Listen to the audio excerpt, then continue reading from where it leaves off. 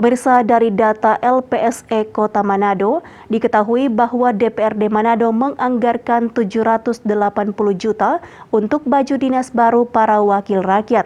Pengadaan ini dinilai pengamat pemerintahan kurang mendesak, apalagi di situasi pandemi. Sekretariat Dewan Perwakilan Rakyat Daerah Kota Manado menganggarkan pengadaan pakaian sipil harian dan pakaian sipil resmi untuk 40 wakil rakyat yang duduk di DPRD Manado.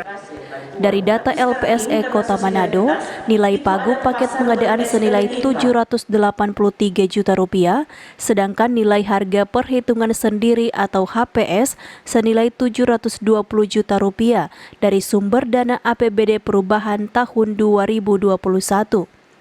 Menanggapi hal ini, pengamat politik pemerintahan Taufik Tumbelaka mempertanyakan kepekaan sosial para anggota Dewan Kota Manado karena menganggarkan pengadaan yang dinilai kurang prioritas atau belum mendesak di situasi pandemi COVID-19. Ada kekurang jelian dalam penataan anggaran. Seharusnya itu ditata dengan jeli sesuai dengan kondisi sekarang. Kita tahu kondisi musim, dampak sosial ekonomi, dampak sosial masyarakat, dan banyak masyarakat yang dalam kondisi kesulitan. Jadi di sini yang kita pertanyakan adalah kepekaan sosial. Seharusnya ini bisa disikapi bukan hanya oleh wali kota, pimpinan dewan, tapi juga yang akan menerimanya, kayak wakil rakyat kita. Masih ada waktu untuk berbenah.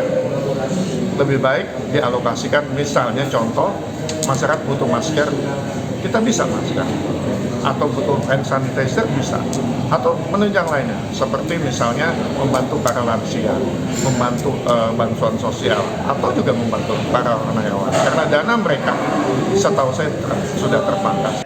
Saat ini tahapan lelang di layanan pengadaan secara elektronik Kota Manado sudah memasuki tahapan pembukaan dokumen penawaran.